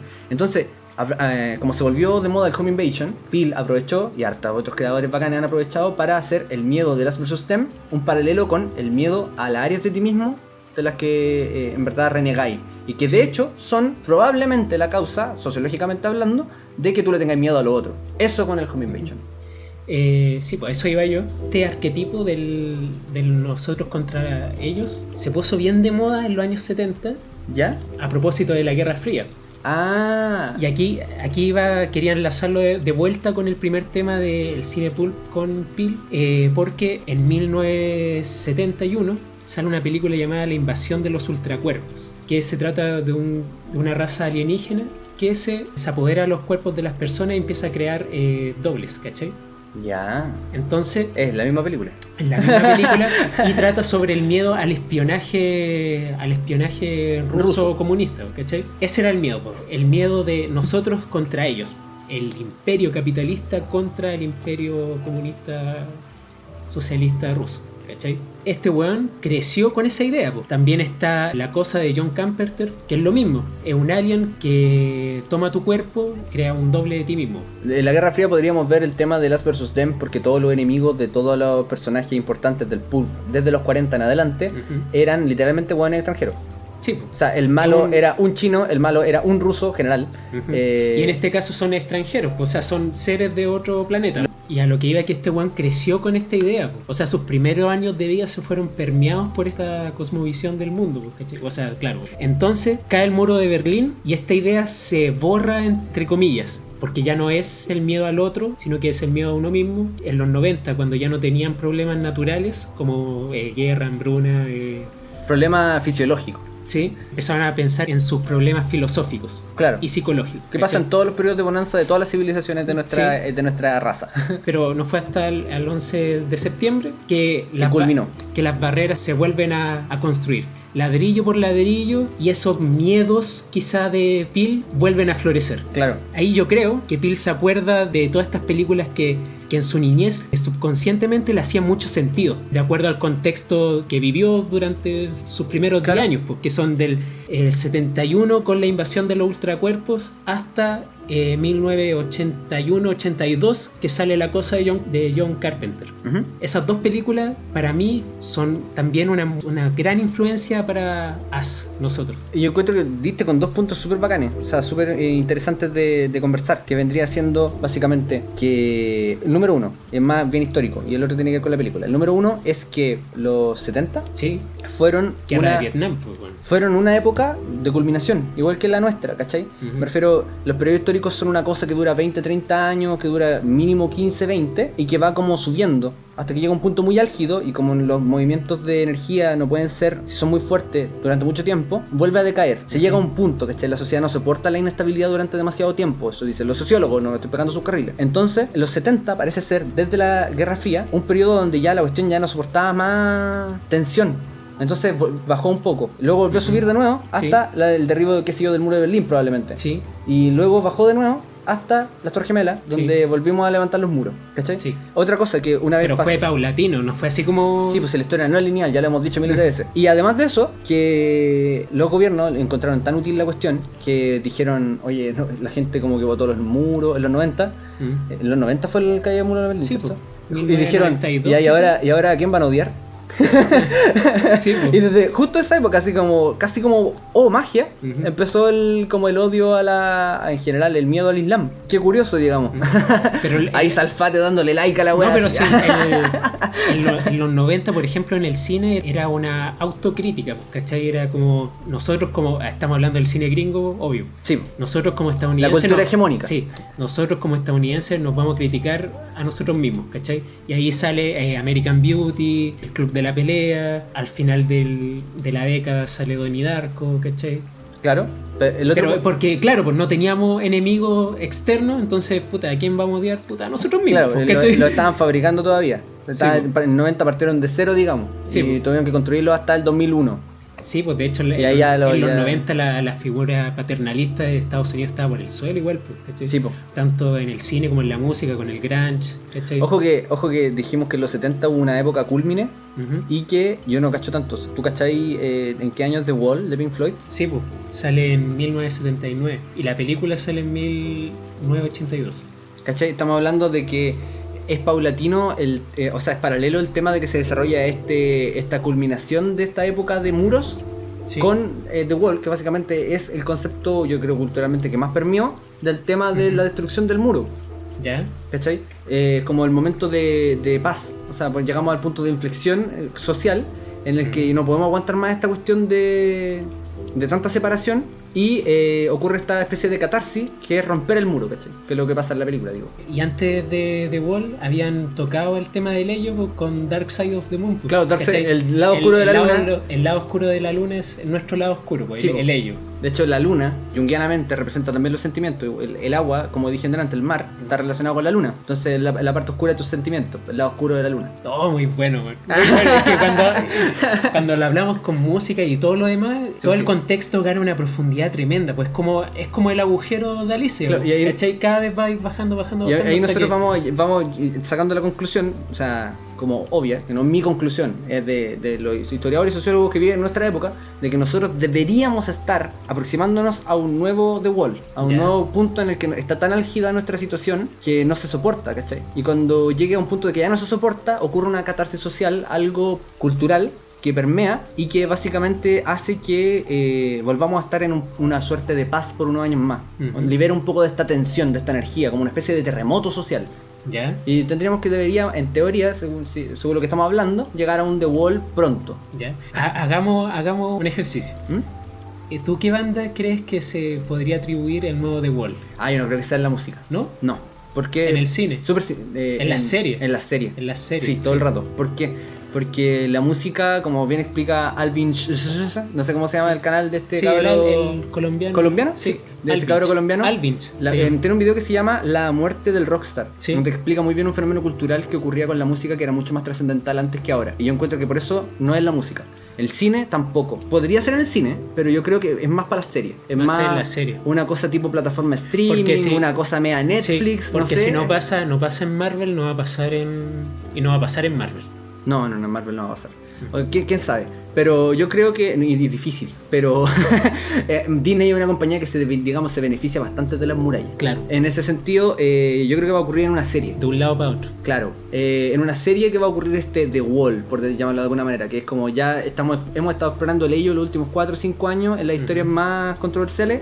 Ya viene el lado de ya tenemos que romper esta cuestión, ¿cachai? Por ejemplo, una de las cosas que lo dice es la teoría de las generaciones. Esta donde salen los términos millennial, generación X, Z. Habla de que el 2025 es una época culmine social donde se tiene que llegar a una paz. Por decirte, unos sociólogos que han dicho eso. Ojalá fuera el 2025, porque igual es como luego. Sería rico que fuera ahí. Y el punto número 2. Sí, a lo mejor no me tengo que disculpar tanto después del 2025, chiquillos. Escuchan el podcast. Ahí podríamos retomarlo después de una funa masiva. Ahí lo vamos a retomar. Así que Twitter tiene los días contados. Y ahí llegamos al otro punto interesante que tú dijiste con tu análisis, que básicamente Peel probablemente es una persona contemporánea, es es un producto de su época más que un genio. ¿Por qué pega tanto con la gente? Porque él tiene los miedos de la gente, no porque los comprenda. Por eso yo creo que Sí, comparto Geras, totalmente. o sea, Geras.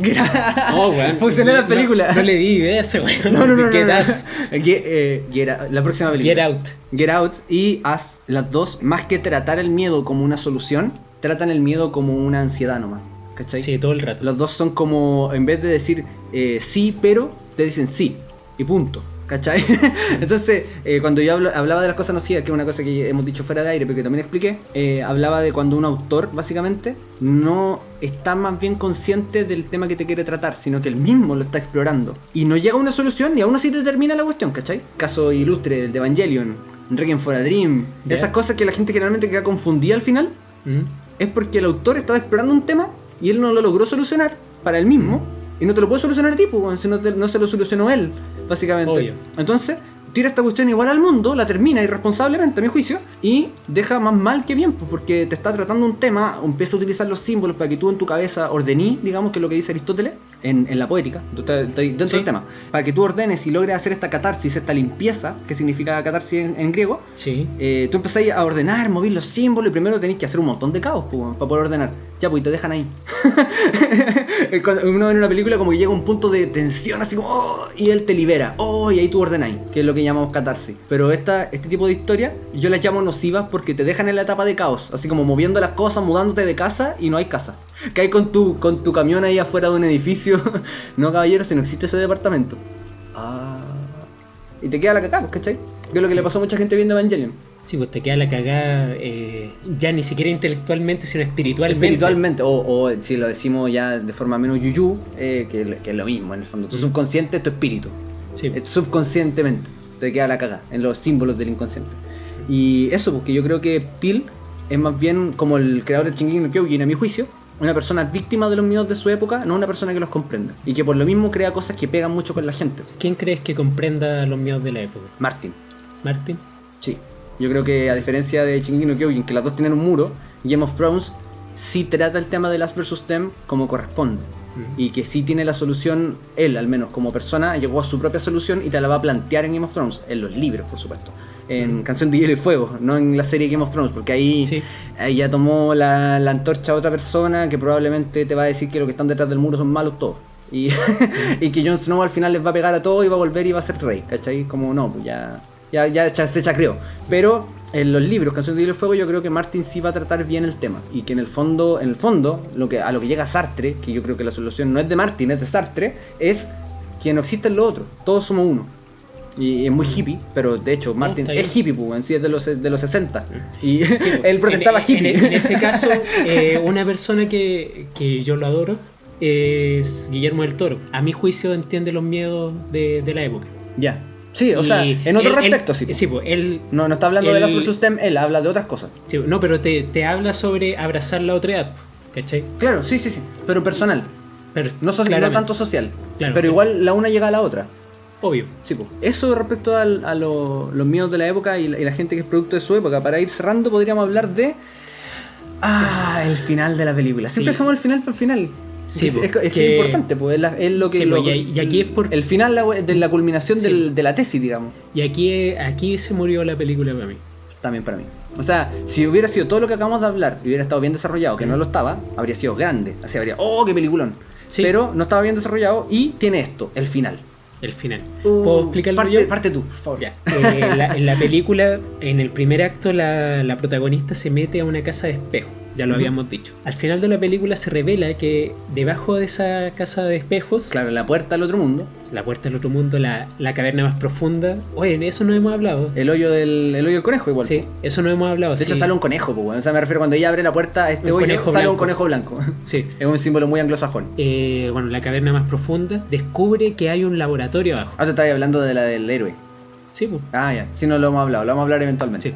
Descubre que hay un laboratorio abajo. Y baja. Y descubre que básicamente ella bajando su inconsciente. Sí, y descubre que debajo de todo, en la capa más profunda, descubre que hay un laboratorio donde están clonando personas. Sí, pues, calmado. Como símbolo, ella baja al inconsciente y se encuentra con un inconsciente colectivo. ¿Por qué? Porque está todo el mundo ahí. Sí. Todo Estados Unidos, digamos. El mundo Sí, para po. esta persona, para John Peel, es Estados Unidos. El contexto, básicamente. Claro. Te encontré con el Entonces contexto. estaba en todo el mundo, pero ahora solo está ella. ¿Qué Ujú. quiere decir? Que pasa del inconsciente colectivo, que le explican, al suyo. Sí. Y está explorando su inconsciente. Como símbolo estaba ok, pero ahí te encargan de explicarte que en verdad alguien estaba clonando gente a partir de conejos Sí. para que ocuparan el lugar de los de arriba. Pero, ¿Para qué? no sé, pero eso te explican. Y que finalmente no resultó, y como no resultó, lo abandonaron a todo ahí. Lo horripilante de esto, porque es horripilante, o sea, Sí, es terrible. es criminal. Matar toda tu película. Sí, el tema es que toda la película se había practicado los símbolos, las alegorías. La película, como tú bien dijiste, era una alegoría de muchas cosas. Claro, ¿cachai? como la de Aronofsky, que era Sí. todo, que tú veías Mother y nadie pensaba, del público, nadie, no hace falta ser escritor, nadie decía, ay, ¿dónde estará esa casa? ¿En qué lugar? Si tú sabís que es una casa de alegórica y tú entendís que ella es madre alegórica y etcétera, ¿cachai? Puras metáforas. No tiene que existir en un lugar, no es como que al final ¿cómo se llama? El Benicio del Toro te tendría que decir, Benicio del Toro. estamos en Texas. No, pues te caga todo, pues, es como no, pues esto es ficticio, pues es una alegoría, ¿o no? Ya, en esta película hacen eso. Hacen eso. Y lo malo es que te baja a tierra todo lo que tú construiste en el aire, que era más etéreo, ¿cachai? Sí, po.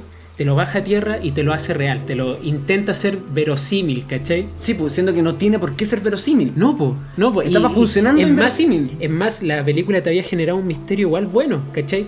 Que de dónde vienen estos hueones, de dónde salieron, ¿cachai? Y si no te hubiesen respondido esa pregunta, la película hubiese ganado muchos puntos de profundidad. Sí, pues porque hubiera más, sido ¿cachai? literalmente, ¿de dónde vienen? Del inconsciente colectivo y del inconsciente. Pero Sí, como cambiaron el inconsciente por un laboratorio donde clonaban pues, gente, y te lo así- hicieron verosímil. Y así lo que es irracional, lo que es etéreo, lo volví racional, po. Sí, po. Y pierde todo su peso. Claro, Y eso es lo que ocurre. Y cae por su propio peso. Claro, porque ahí te empiezan a salir preguntas reales.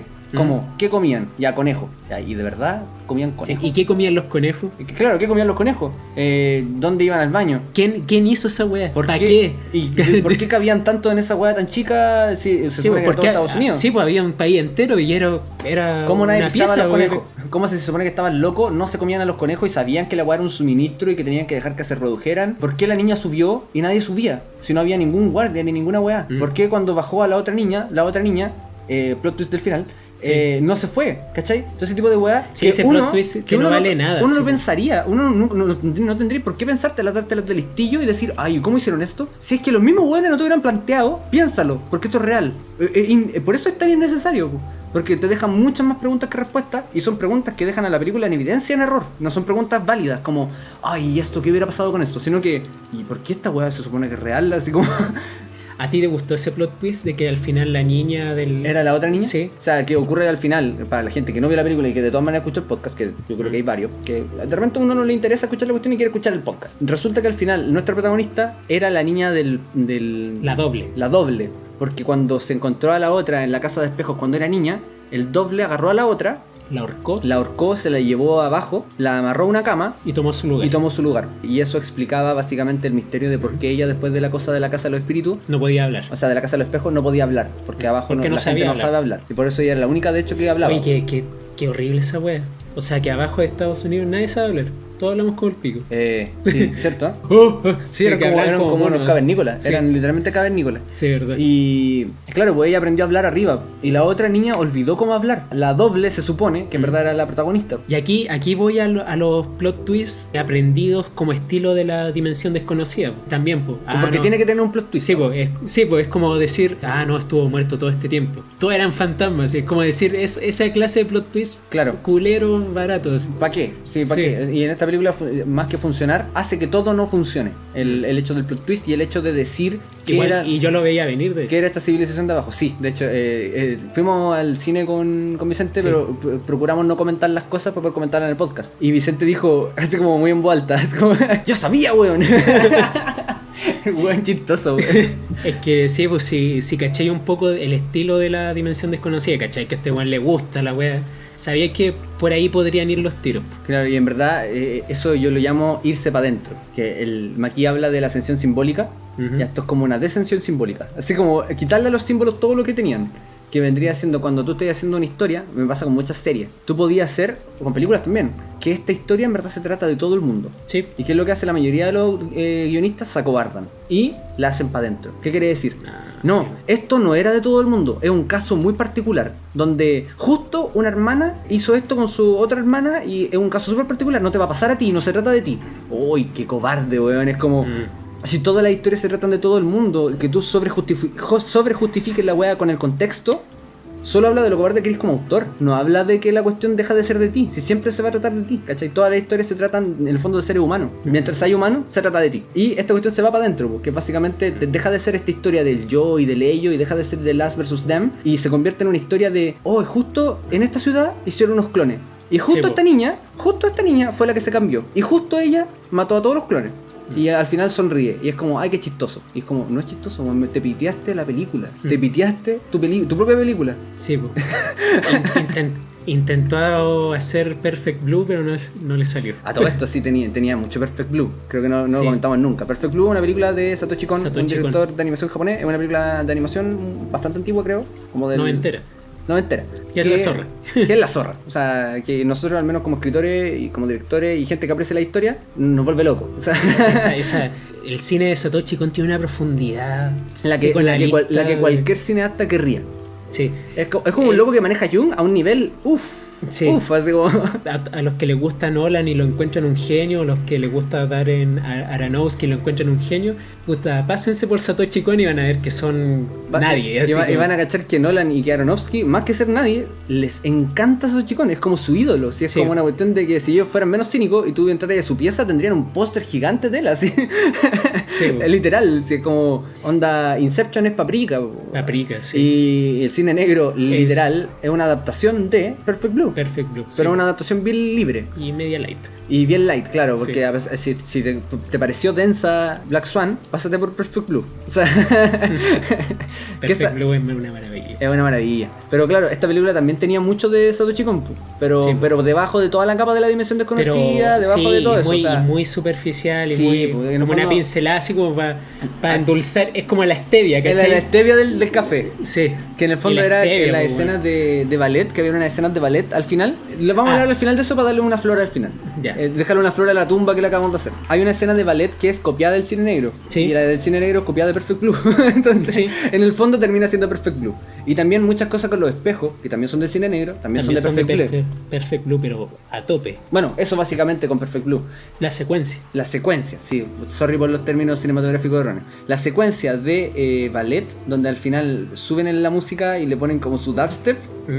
A mí me encantó. A mí igual. Es genial. La mejor parte de la película. Sí, la cagó. Genial. Es su ello, o sea, es la persona enfrentándose a su ello con el arte. Y no podía escapar, o sea, no lo podía agarrar. Sí, pues y un duelo a muerte. Pues, es un baile. Que el baile se transforma en un duelo a muerte. En un duelo a muerte y tú no te podías escapar. Y el ello todo el tiempo te hiere. Genial, me encanta. O sea, igual. Y perfectamente dirigido. O sea, yo no cacho menos de cine, pero la música se complementaba de una manera tan bella con la imagen que yo quedé así como, qué bacán esta obra.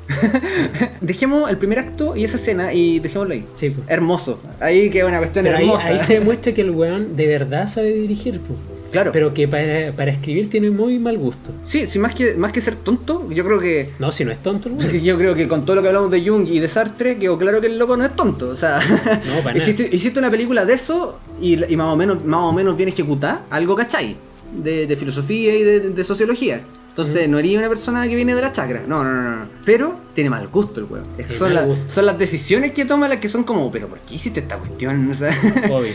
O como, ¿por qué le pusiste tanto color? Así como el tema de que le puso demasiados símbolos. Tantos símbolos que o sea, es como una especie de orquesta donde hay tantos instrumentos que ya no podí escuchar ni una wea. Es una cacofonía de símbolos. Y con la dirección, con el tema de la decisión del final, de hacer literal una wea alegórica, es como, ¿y para qué hiciste esta cuestión? Para puro autovalidarte, ¿no? ¿Para qué matar esta cuestión? Para puro autovalidarte, para puro no caer en... es que no se entiende tu cuestión, pues. Claro, yo creo que es una decisión muy cobarde. Lo diré así. Me la voy a jugar. Sí, yo opino lo mismo. Matar a mi canadiense interior y decir que solo es de cobarde. Pero muy bonita la escena del ballet. Sí, no, y el primer acto genial. Me encantó. Opino lo mismo. Eso para ir cerrando. Sí, como siempre lo hacemos, ¿cuál es la tesis de la película? Tú la dijiste cuando veníamos sí, es para que acá. esta es de las películas a los Sam Raimi, Sí, que te dice la tesis. ¿Ya?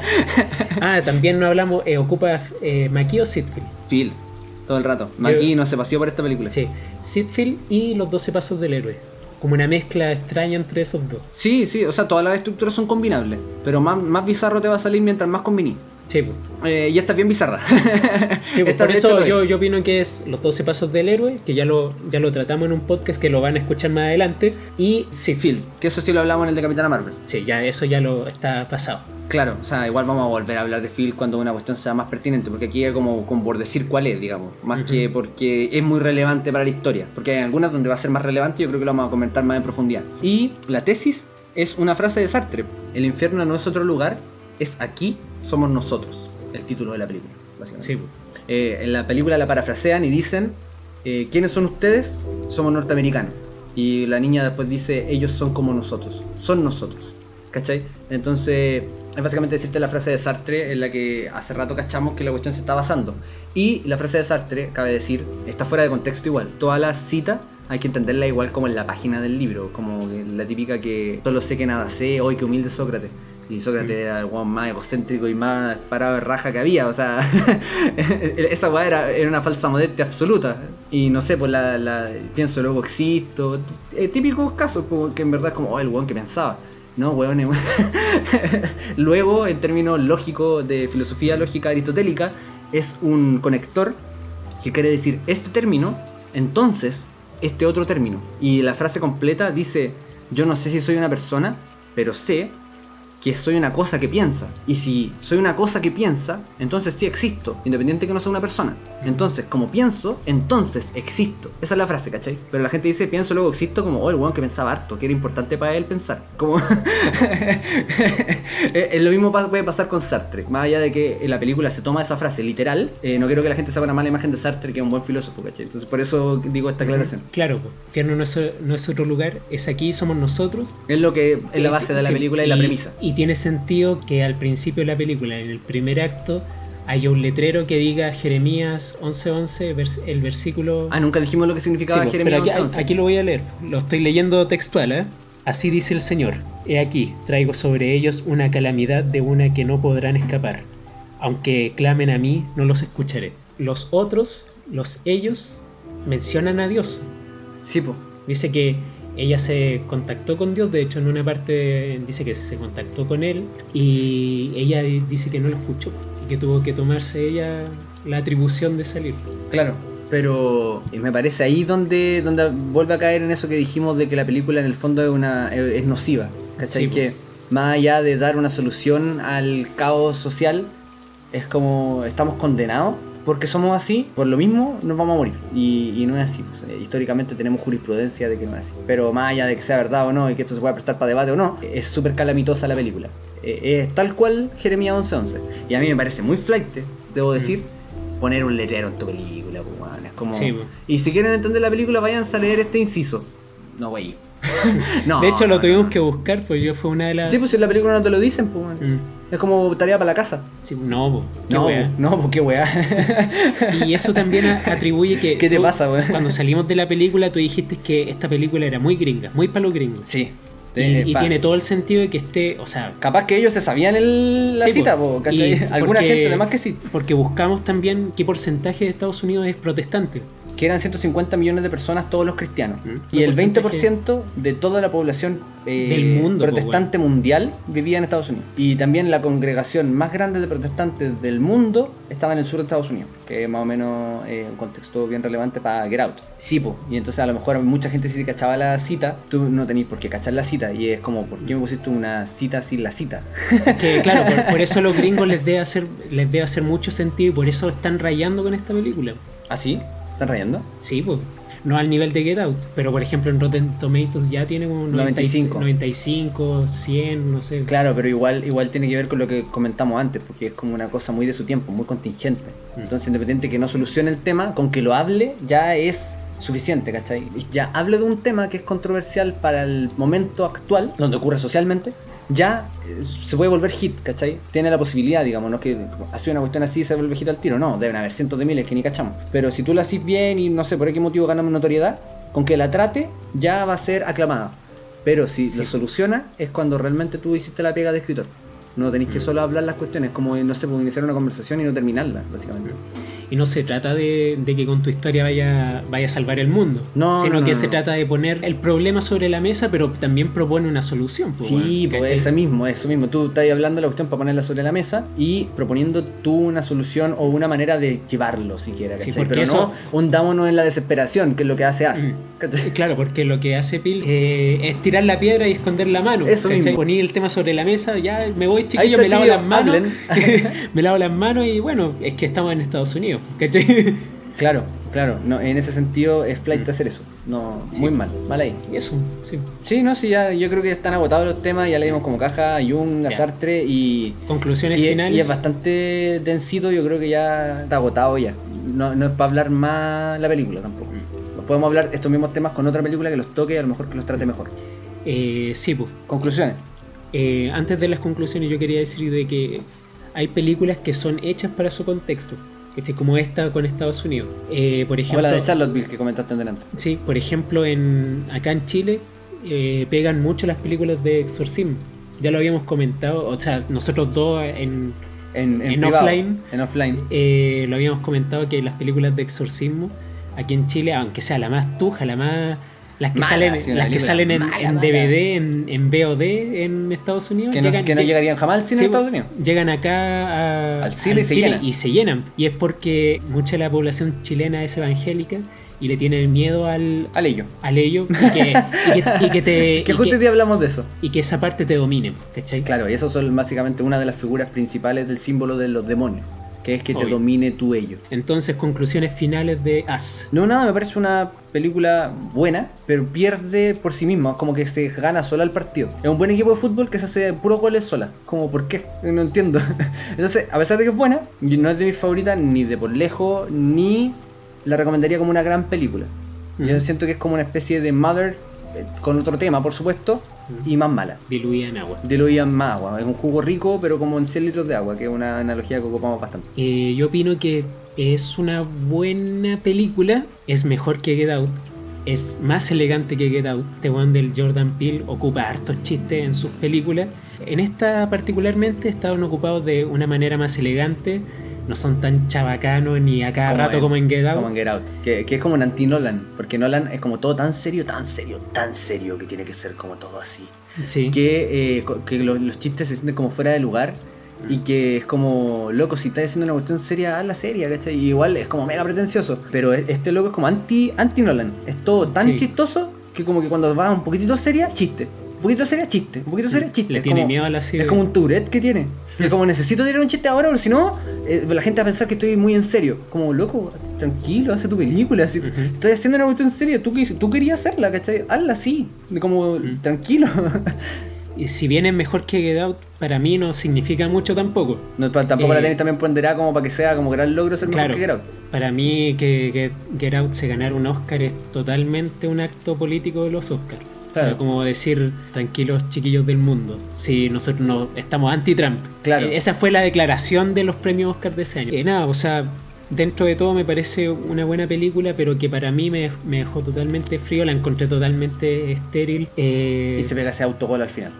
Sí, pues es una película que se construye y se deconstruye en cada escena, en cada fotograma, diría yo. Así como que construye una weá y luego se le desmorona y luego de ese derrumbe intenta construir de nuevo y a mitad se le cae. Es muy así, muy así, te lo juro que es así. Con esta película Jordan Peele me demostró que no es un director para mí, ni un guionista para mí. Claro. A lo mejor si alguien le escribe los guiones... Podría darle una oportunidad para ver otra película. Claro. O quizá no que le escriba los guiones por completo, quizá co-guionizar podría hacerle muy bien. Para ti, digo.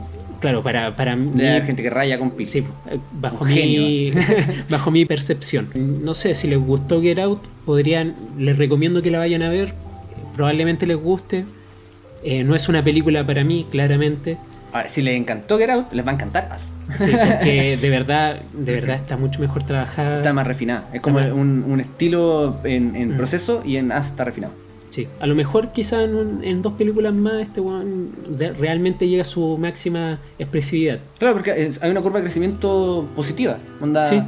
es mejor que Grout y podría, si seguimos ese patrón, que corto va a decir que es un patrón, ser mejor la otra, y ser mejor la otra, y así, ¿cachai? Hasta que se pegue una baja y digamos, hasta aquí parece que era. Eso es lo que tengo que decir. La verdad, yo cuando salí del cine, salí como en 3. Entonces, para mí, siempre que una película me produce eso, que no me produce ninguna sensación ni negativa ni positiva, me es muy difícil hablar de ella. Claro. No fue tanto el caso porque como estáis tú también, me contrastáis todas mis opiniones. Entonces, enriquece más la conversación. Eso es lo que tengo que decir. Claro, yo del cine salí muy mareado, porque yo veo mucho los símbolos. Como Sí. a qué me dedico yo cuando veo una película, a ver los símbolos. Ujú. Y ver lo que me quiere decir en el fondo, ver la tesis y todo ese tema. Y eran tantos símbolos que yo salí, pero... Sí, a mí también me costó. Víctor dice esa tesis, concuerdo con él porque yo no vi ninguna tesis. Como... Sí, pues si no había, era diluida, como onda... Era como una pintura de Jackson Pollock. Así como que te tiró todos los colores y te hizo un menjunje de weas. Claro que en el fondo nosotros siempre decimos, para sacar la tesis hay que hablar de todo lo que le pasa a todos los personajes. Bueno, aquí a todos les pasa exactamente lo mismo, pero no de una manera elegante, así como cuando decimos, y si vamos al fondo siempre es el mismo tema, sino que literal, todo le pasa exactamente lo mismo. Vienen los malos a quitarnos las cosas, Sí, pues. y los malos somos nosotros mismos.